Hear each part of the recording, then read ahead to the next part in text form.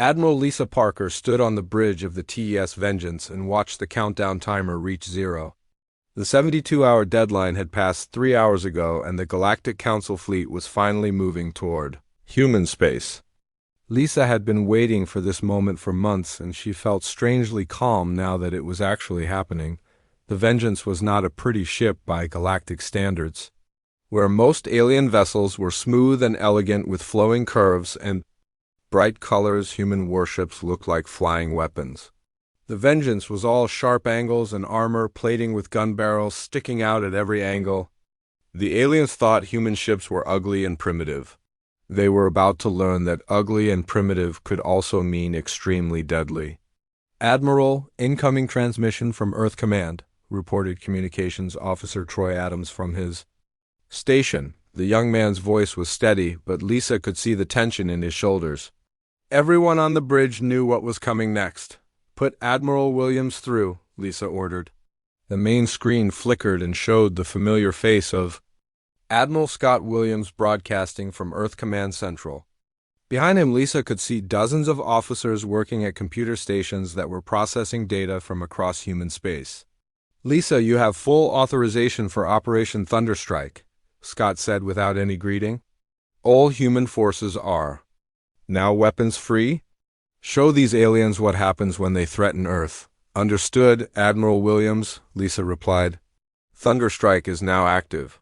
Lisa turned to face her bridge crew and saw faces that ranged from excited to terrified. Most of these people had never been in a real space battle before. The few conflicts humanity had experienced since reaching the stars had been minor pirate raids or border disputes that were settled with minimal fighting. This was different. This was total war against an enemy that vastly outnumbered them. "Attention all hands," Lisa announced over the ship's communication system. "This is Admiral Parker. In approximately 6 hours, we will engage the largest alien fleet ever assembled. They outnumber us 12-1, and they believe this will be an easy victory. They are wrong." Lisa paused and looked out the main view screen at the starfield ahead. Somewhere out there beyond the reach of their sensors, 12,000 alien warships were approaching human space with the intention of committing genocide. The aliens thought they knew everything about human military capabilities. They were about to get a very unpleasant surprise. For the past 50 years, every human leader has asked the same question. What happens when the aliens decide we are a threat? Today we get to answer that question. We did not want this war, but we prepared for it anyway. Every human colony, every mining station, every research outpost has spent decades getting ready for this day. Lisa activated her command console and began sending coded signals to human forces across 17 star systems. The signals looked like routine maintenance updates to anyone monitoring human communications. In reality, they were activation codes that would transform the human presence in space from a peaceful civilian operation into the most devastating military force the galaxy had ever seen. "Troy, patch me through to all fleet commanders," Lisa ordered. "Channel open, Admiral," Troy replied. "This is Admiral Parker to all Terran Defense Force units. Operation Thunderstrike is now active. Remember your training and remember why we fight. The aliens think we are weak because we are young. Show them that young species are also hungry species." Across human space, hidden fleets began powering up weapons that had been disguised as civilian equipment for decades. Captain Roy Mitchell commanded 30 ships that had been pretending to be cargo haulers near Alpha Centauri. In reality, they were the fastest attack vessels humanity had ever built, and their cargo holds were full of weapons that the aliens had never seen before. Commander Ellen Davis oversaw what appeared to be a simple mining operation in the asteroid belt of the Kepler system. The mining platforms were real, and they did extract valuable minerals. What the aliens did not know was that each platform also contained enough firepower to destroy a small fleet and had been positioned to create overlapping fields of fire that would turn the entire asteroid belt into a death trap. Major Pete Johnson's ground forces on New California had spent years building what looked like standard colonial infrastructure. Underground factories, power plants, communication arrays. and transportation networks that seemed perfectly normal to any alien observer. The aliens had no idea that every single structure had been designed to serve a dual purpose and could be converted to military use in a matter of hours. "Admiral, we are receiving confirmation signals from all hidden assets," reported Tactical Officer Don Cooper. "All stealth fleets report ready? All disguised weapons platforms report ready? All ground installations report ready?" Lisa nodded and felt a grim satisfaction. The Galactic Council had made a fatal mistake when they assumed that humans thought like other species. Most galactic civilizations separated their military and civilian operations completely. When they built a mining station, it was just a mining station. When they established a colony, it was just a colony. Humans had learned long ago that in a dangerous universe, everything needed to serve multiple purposes. "What is the status of the alien fleet?" Lisa asked. "Long-range sensors show them entering the Ross system," Don replied. "Admiral Kriksta appears to be leading with his heaviest units. 800 ships in the vanguard, including 12 dreadnoughts and 46 cruisers." Lisa smiled, and it was not a pleasant expression. "He is trying to intimidate our border patrol." "Don, what forces do we have in the Ross system?" 30 ships under Captain Grace Foster aboard the Taze Rampart," Don answered. "They are maintaining position near the outer gas giant as ordered." 30 ships against 800, Troy muttered. "Those are terrible odds." "No," Lisa said quietly. "Those are perfect odds. The aliens expect our patrol ships to run away or surrender when they see how badly outnumbered they are.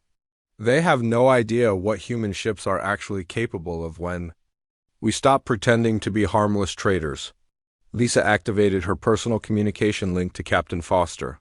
"Grace, this is Admiral Parker. You are cleared to engage at your discretion. Show Admiral Kriksta what happens when someone threatens human civilians." "Copy that, Admiral," Grace replied, and Lisa could hear the excitement in her voice. "It will be my pleasure." Lisa turned back to the main screen and watched the tactical display that showed the positions of both fleets. The alien vanguard was moving in a standard formation that had been used by galactic militaries for thousands of years. It was designed to maximize firepower while protecting the larger ships with smaller vessels arranged in defensive positions. "Admiral, Captain Foster is moving to engage," Don reported. "She is broadcasting human music on all frequencies." Lisa laughed despite the tension. Grace had always been unconventional, and apparently she planned to go into battle with a soundtrack. The aliens were probably very confused by the strange sounds coming from the human ships. They would be even more confused in a few minutes when they discovered that those 30 human vessels were not running away. "Troy, record everything," Lisa ordered. "I want complete sensor logs of this engagement. The aliens are about to learn that humans did not evolve to be the biggest or strongest or toughest species on our planet. We evolved to be the smartest, the most adaptable, and the most efficient killers our world had ever produced." The countdown timer on the main screen showed that contact between the two fleets would occur in 18 minutes. Lisa watched the numbers decrease and felt a cold satisfaction building in her chest. The Galactic Council had demanded human extinction because they feared human expansion. They were right to fear it.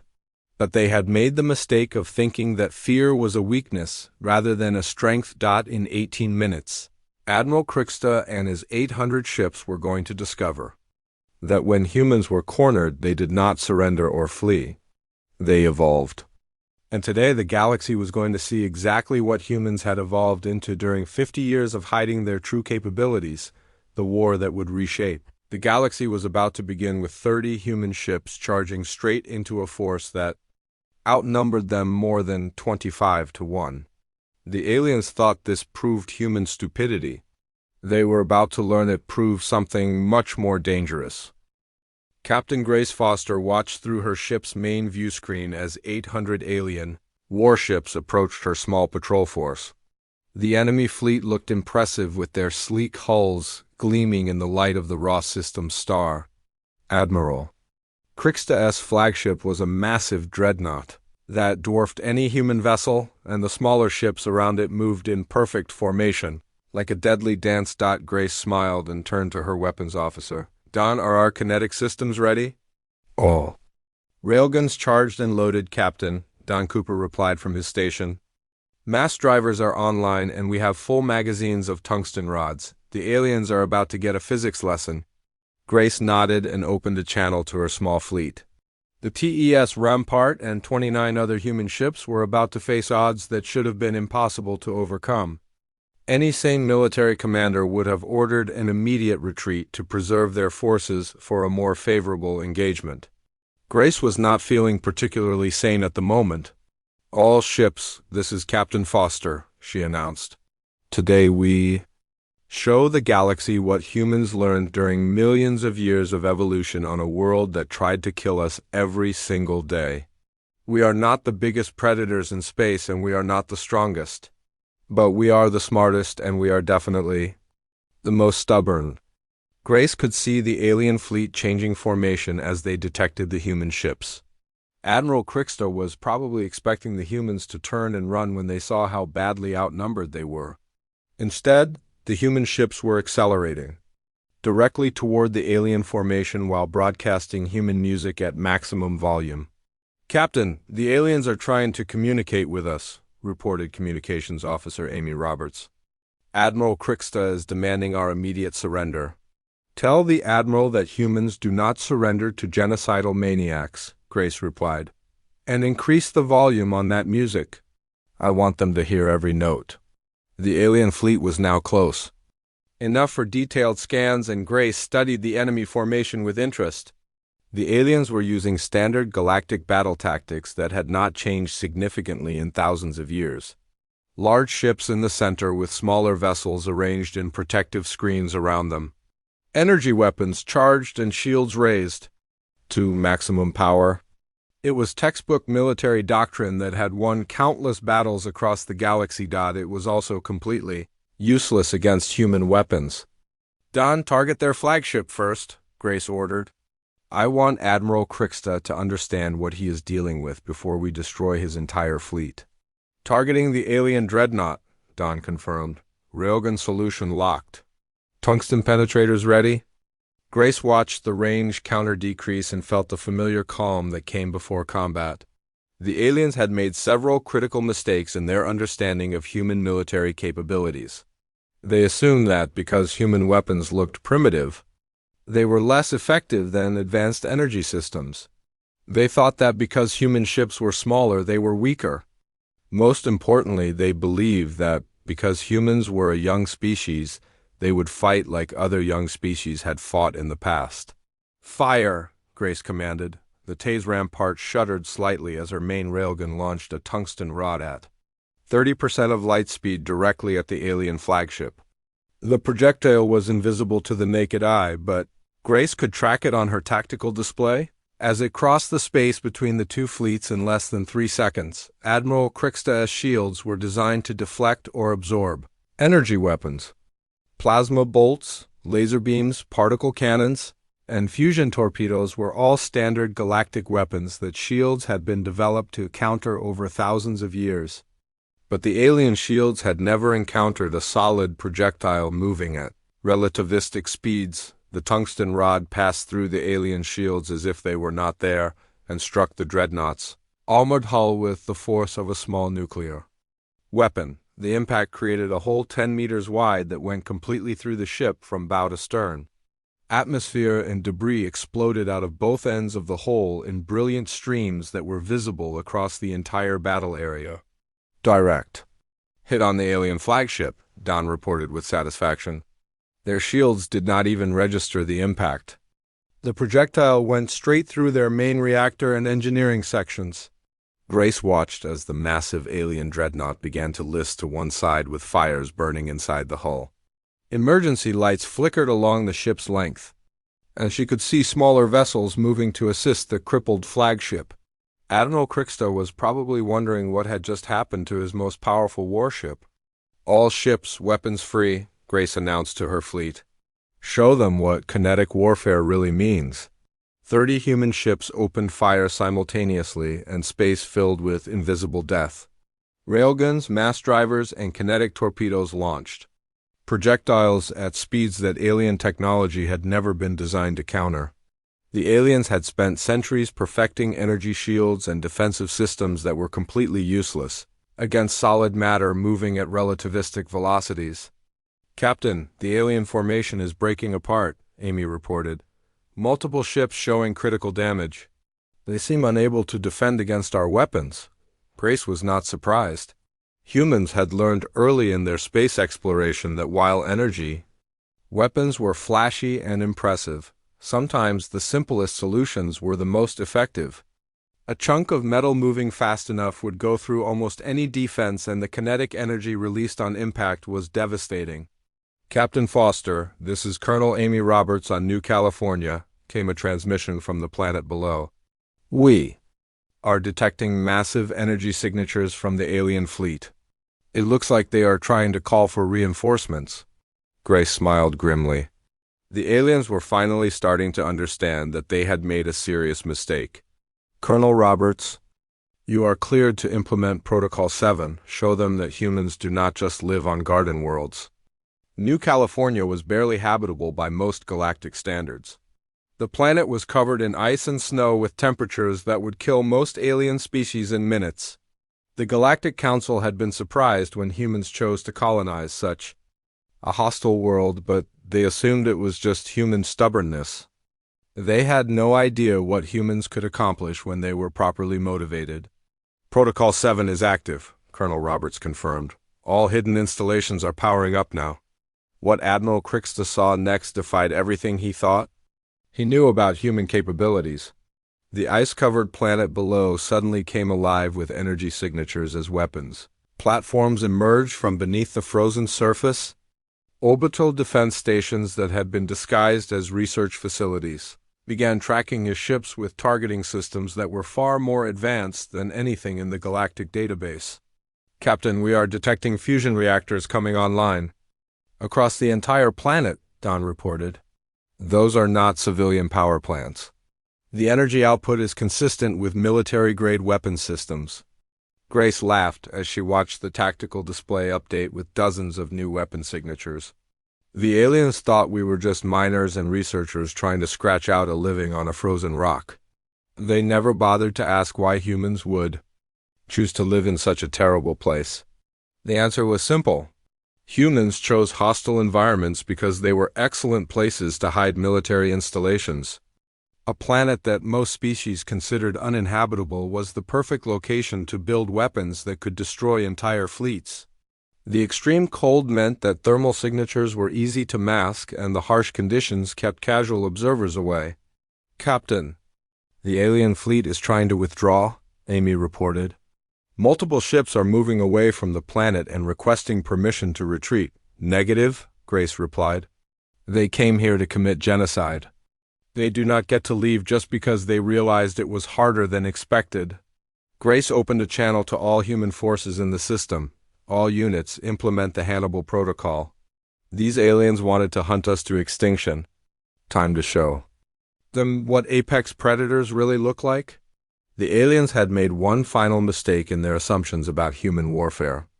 They thought that if a battle went badly, they could simply retreat and regroup for another attack. They had never fought an enemy that considered retreat to be just another tactical opportunity. Human ships that had been hidden throughout the raw system suddenly appeared on sensors as they dropped their stealth systems and moved to intercept the fleeing aliens. The enemy fleet found itself surrounded by forces that had been waiting in ambush. For exactly this moment, Admiral Krixta's remaining ships were trapped between the human patrol force that had just destroyed half his fleet and fresh human reinforcements that were cutting off all escape routes. The aliens were finally beginning to understand that they had not stumbled into a simple border skirmish. They had walked into a carefully planned trap that had been decades in the making. Admiral Krixta stared at his tactical display in complete disbelief as another one of his cruisers exploded under human fire. What should have been a simple extermination mission had turned into the worst military disaster in galactic history. Of the 800 ships he had brought into the Ra system, fewer than 400 remained, and those were scattered across space trying desperately to escape the human trap. "Admiral, we must retreat immediately," urged his tactical officer, Sub-Commander Yilfek. The Valorian's blue skin had turned pale with fear, and all four of his arms were shaking as he tried to coordinate what remained of their fleet. "The humans have weapons we have never seen before, and they seem to be everywhere at once." Kriksta wanted to argue, but the evidence was right there on his screens. Human ships were appearing from positions that should have been empty space and attacking his retreating vessels with devastating efficiency. The humans moved faster than any ship in the galactic database, and their weapons could punch through shields and armor that had protected alien fleets for centuries. "Send the retreat signal to all ships," Kriksta ordered reluctantly. "We will regroup at the rally point and await reinforcements from the main fleet." What the alien admiral did not know was that Commander Nick Carter had been waiting in hyperspace. With 40 human ships specifically for this moment, the TES Pursuit and her sister vessels had been studying galactic military tactics for months, and they knew exactly which route the aliens would use when they tried to escape. "All ships, this is Commander Carter," Nick announced to his hidden fleet. "The aliens are running exactly where we predicted they would run. Implement the Hannibal Protocol and show them what happens when prey tries to escape from predators." The human ships dropped out of hyperspace directly in the path of the fleeing alien fleet and opened fire immediately. The aliens found themselves caught between Grace Foster's patrol force behind them and Nick Carter's ambush force ahead of them. There was nowhere to run, and their weapons were proving completely ineffective against human armor and defensive systems. "Admiral Kriksta, we are trapped," Yilfek reported with panic in his voice. "Human forces have blocked all escape routes, and our communications with the main fleet have been cut off." Kriksta tried to contact Admiral Vorndok, who commanded the main council fleet, but got only static in response. He tried to reach the communication relay stations that should have been positioned throughout this sector of space, but those were silent as well.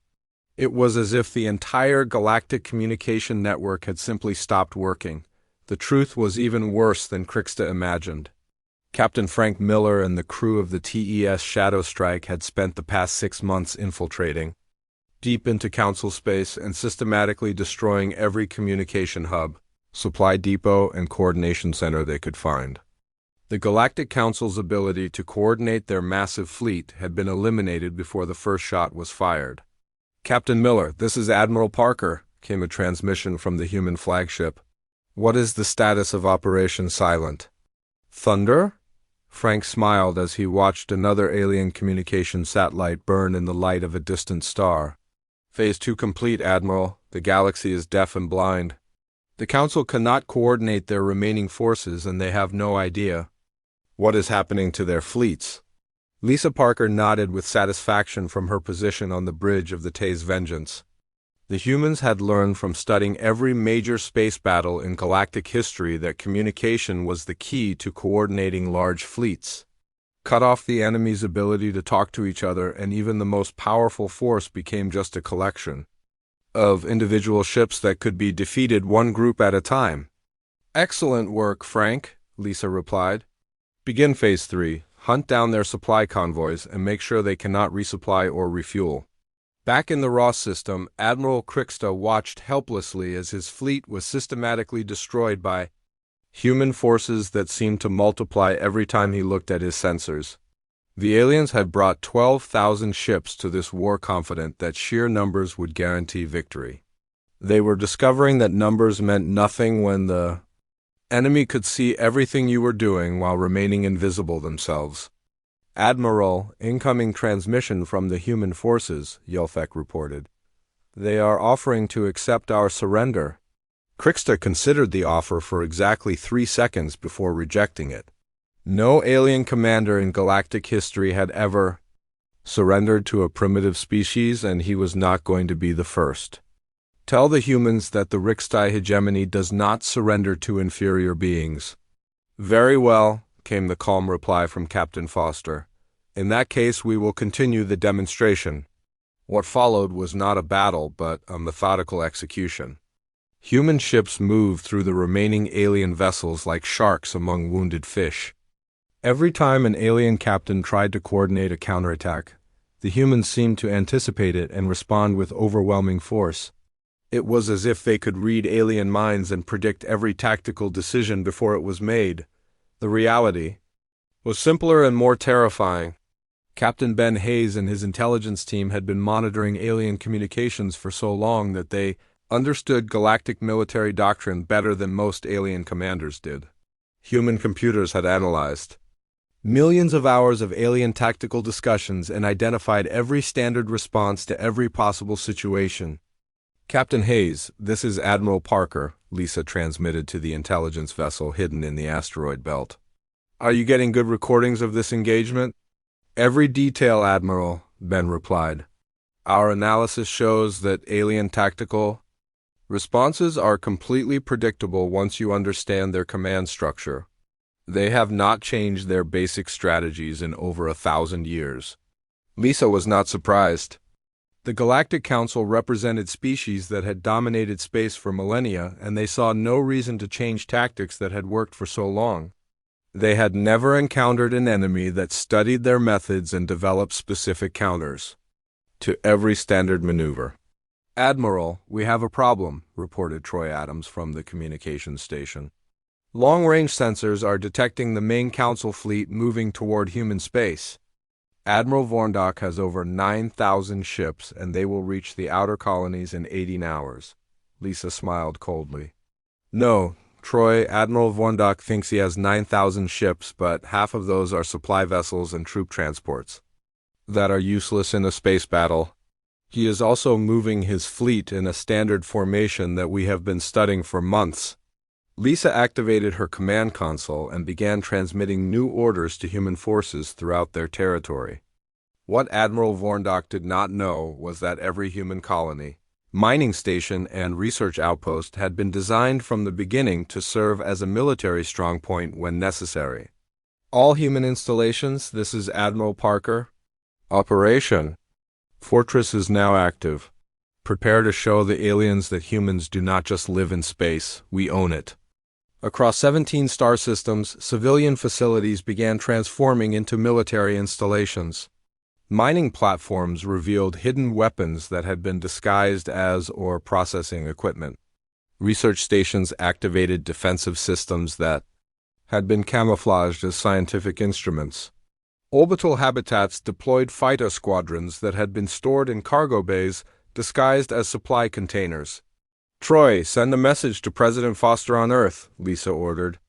Tell her that the aliens are about to learn the most important lesson in human history. What lesson is that, Admiral? Troy asked.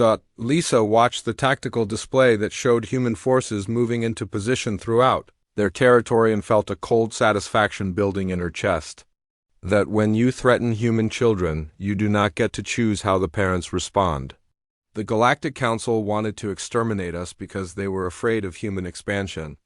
They are about to discover that their fear was completely justified. The aliens had brought the largest fleet in galactic history to destroy a species they considered primitive and weak.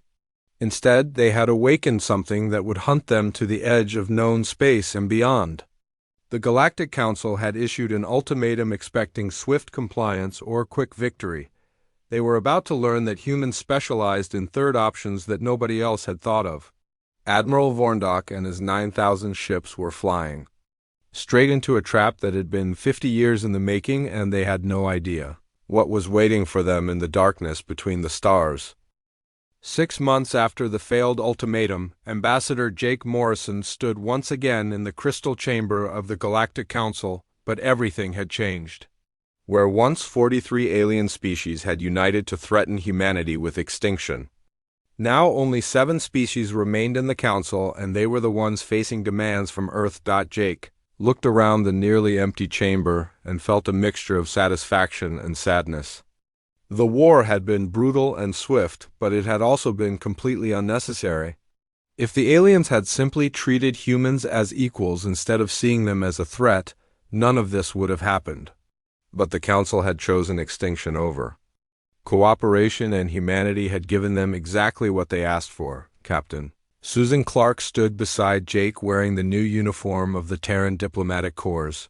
Her insignia showed that she had been promoted 3 times during the war, and Jake was proud of how well she had performed under pressure. The young officer had proven herself to be as capable in military intelligence as she was in diplomatic protocol. "Ambassador Morrison," spoke former Council Prime Zethkar from his reduced throne. The massive reptilian being looked smaller somehow, and his yellow eyes no longer held the arrogant confidence that Jake remembered from their first meeting. "We are here to discuss terms."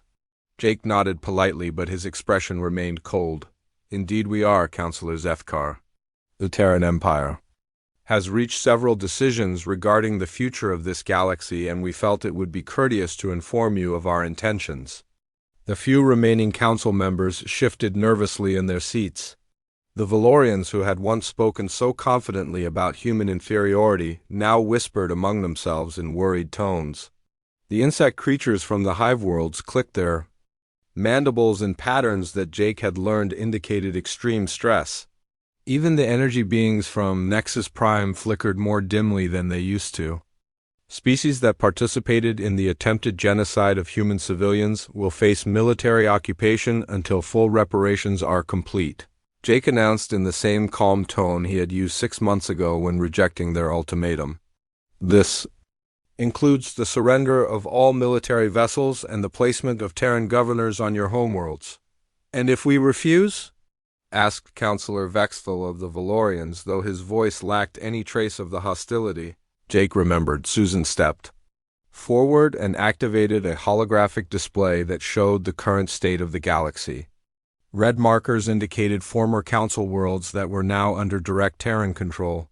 Yellow markers showed species that had surrendered and were negotiating the terms of their occupation. Green markers represented the few species that had remained neutral and were now enjoying profitable trade relationships with humanity. "Councilor Vexful, you are not in a position to refuse anything," Susan replied matter-of-factly. "Admiral Parker's 3rd Fleet is currently in orbit around your homeworld. Admiral Torres's 5th Fleet has established control over all Valorian outer colonies. Your military ceased to exist approximately 4 months ago." The truth was devastating for the former council members to hear, but they could not argue with the facts. Humanity had not just won a war against impossible odds. They had systematically dismantled a galactic civilization that had dominated space for thousands of years, and they had done it in less than 6 months. "How?" whispered Subcommander Yulthek, who had somehow survived the destruction of Admiral Krixta's fleet. "How did a species that barely knew space travel 50 years ago destroy us so completely?" Admiral Lisa Parker entered the chamber wearing the uniform of the new Terran Space Force. She had been invited to attend as the architect of humanity's military victory, and Jake could see that her presence made the aliens even more uncomfortable. Lisa represented everything they feared about human capabilities. "The answer is simple, Sub-Commander," Lisa said with a slight smile. "You made the same mistake that every predator makes when they encounter humans for the first time. You assumed that because we looked harmless, we actually were harmless." Lisa activated her own holographic display that showed detailed recordings from the major battles of the war. The aliens watched in silence as their fleets were systematically destroyed by human forces that seemed to appear from nowhere and disappear just as quickly. "Your species evolved on worlds where being the biggest and strongest meant survival," Lisa continued. "Humans evolved on a planet where everything was trying to kill us, and the only way to survive was to be smarter than everything else. We learned to use tools, to work together, and most importantly to plan for every possible threat." "But we offered you peace," Zethkar protested weakly. "Your first ambassador spoke of cooperation and mutual benefit." Jake stepped forward and his expression softened slightly. "And we meant every word, Counselor. Humanity genuinely wanted to join the galactic community as partners and friends. We prepared for war not because we wanted it, but because our history taught us that someone always wants war eventually." Jake gestured to the holographic displays that showed the extent of human preparation. Every human colony, every mining station, every research outpost was designed to serve dual purposes from the very beginning. We hoped we would never need the military capabilities, but we built them anyway because hope is not a strategy. Susan activated another section of the display that showed the current state of human space. Former Council territories were experiencing unprecedented prosperity under Terran administration. Trade was flowing freely between species that had been enemies for centuries. Technological advancement was accelerating as human innovation spread throughout the galaxy. The irony is that you got everything wrong about what human expansion would mean, Susan explained. Under the old Council system, 43 species dominated thousands of smaller ones through fear and military superiority. Under the Terran Empire, advancement is based on merit and contribution rather than age or previous power. Jake looked at each of the remaining council members and saw the recognition in their eyes. They were beginning to understand that humanity had not conquered the galaxy to rule it the same way the council had ruled it. Humans had conquered it to make it better. Species that cooperate with Terran administration are finding that their citizens have opportunities they never had under council rule, Jake continued. Scientists from former enemy species are working alongside human researchers on projects that will benefit everyone. Trade routes that were restricted by council regulations are now open to any species that can compete fairly. What about those of us who fought against you? Yulthek asked quietly. Lisa's expression became serious. Those who committed war crimes or participated in the attempted genocide will face justice. But those who were simply following orders or defending their homes will be given the chance to prove their value to the new galactic order. Jake moved to the center of the chamber where he had stood 6 months ago when the Council demanded human extinction. The Galactic Council issued an ultimatum because you feared that human expansion would threaten your way of life. You were absolutely correct. Human expansion has completely destroyed the old way of doing things in this galaxy. Jake paused and looked around the nearly empty chamber. But you were wrong about what would replace it. Instead of human tyranny, you have human opportunity. Instead of human oppression, you have human innovation. Instead of human conquest, you have human cooperation for those willing to participate. And for those who are not willing, Zethkar asked. Then you will learn that humans are very good at making people willing, Lisa replied with a cold smile. We prefer cooperation, but we are prepared for any alternative you might choose. Jake nodded to Susan, who began shutting down the holographic displays. The meeting was over and the terms had been delivered. The few remaining council members would return to their homeworlds and decide whether to accept Terran rule or face the consequences of continued resistance. Counselors, you have 72 hours to respond to our terms, Jake announced as he prepared to leave. I suggest you choose more wisely than you did 6 months ago. As Jake and his delegation departed the chamber, he reflected on the ultimate irony of the situation. The Galactic Council had issued an ultimatum expecting swift compliance or easy victory. Instead, they had awakened a sleeping giant that had reshaped the entire galaxy according to human values and human methods. The Council's ultimatum had indeed backfired in the most spectacular way possible. They had sought to prevent human dominance and instead had made it inevitable. The Terran Empire now controlled more territory than the old Council had ever managed, and they ruled it more effectively than any galactic government in recorded history. The aliens had wanted to eliminate humanity before they became a threat. Instead, they had created the very threat they feared and learned too late that when humans were threatened, they did not simply fight back. They evolved into something more dangerous than their enemies had ever imagined possible. Jake Morrison stood on the metal deck of his ship and watched the small shuttle come back from the planet below. His hands were steady, but his heart was beating fast.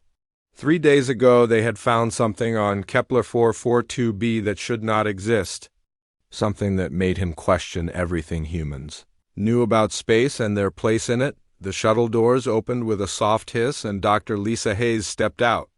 She carried a strange crystal in her hands that glowed with blue light. The crystal was about the size of a football, but seemed to weigh almost nothing. Jake had never seen anything like it in 20 years of space exploration. Lisa walked toward him with careful steps. Her face was pale and her eyes were wide. Behind her came the rest of the ground team. They all looked scared and excited at the same time. Jake knew that look. It was the same way people looked when they discovered something that would change the world. Captain Morrison, Lisa said in a quiet voice. We need to talk, all of us, right now. Jake called all the senior crew to the main briefing room. The room was small and cramped with metal walls and bright lights. Ryan Torres sat at the long table next to Amy Collins and Dr. Kevin Park. These were his best people and he trusted them with his life. Now, he needed to trust them with something much bigger. Lisa placed the crystal on the table. It hummed with a low sound that seemed to come from inside the walls. The blue light pulsed like a heartbeat.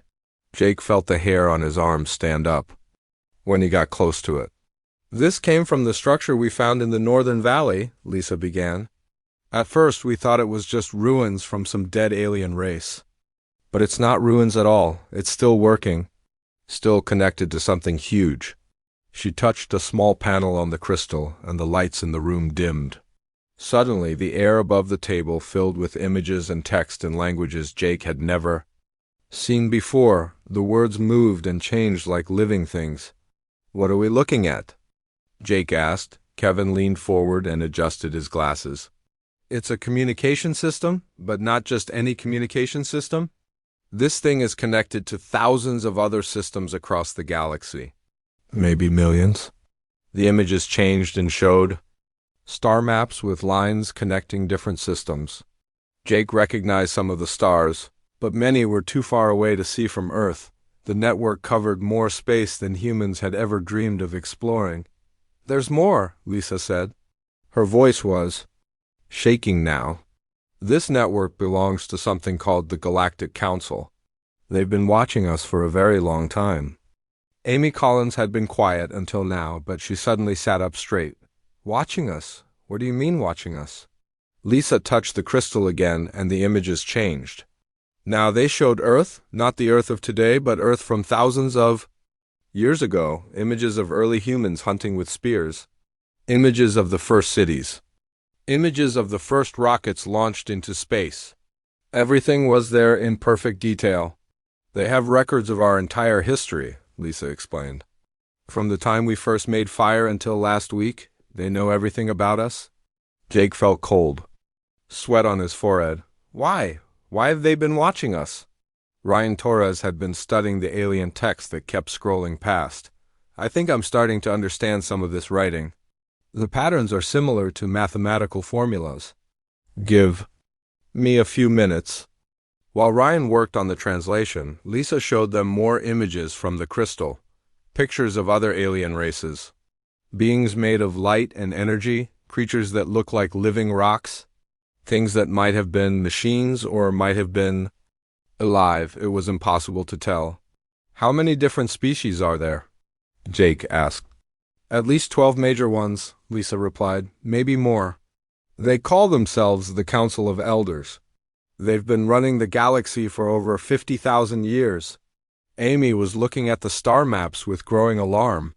If they've been watching us this whole time, why haven't they made contact? Why stay hidden? Because they don't want us to know about them, Ryan said suddenly.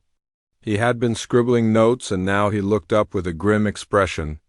I've figured out enough of their language to read some of these files. We're not supposed to be here. What do you mean? Jake demanded. Ryan pointed to a section of alien text. This file is labeled Containment Protocol Earth-Sol 3. They've been actively working to keep us trapped in our own solar system. The room fell silent except for the humming of the crystal. Jake felt like someone had punched him in the stomach. Containment? You mean those colony ships that disappeared? The Venture, the New Hope, the Pioneer, Amy whispered. They all had navigation failures or equipment problems at the edge of the solar system. We always thought it was bad luck or poor planning. It wasn't luck, Ryan said grimly. According to this, they've been sabotaging our ships for decades. Anytime we try to expand beyond Earth, they stop us. Lisa brought up another file. This one showed detailed analysis of human behavior and psychology. They call us the infected species. They think our creativity and ability to adapt makes us dangerous to their established order. Jake read over her shoulder as much as he could. Understand? The alien words were strange, but the meaning was clear enough. Humans were seen as a virus that could spread and change everything they touched. The Council believed that if humans were allowed to expand into the galaxy, they would eventually threaten the stability of their entire civilization. So what do they plan to do about us? Jake asked, though he was afraid to hear the answer. Kevin had been working on another section of the crystal's files. Now he looked up with fear in his eyes. They're debating our future right now. Some want to keep us contained forever. Others think containment has failed.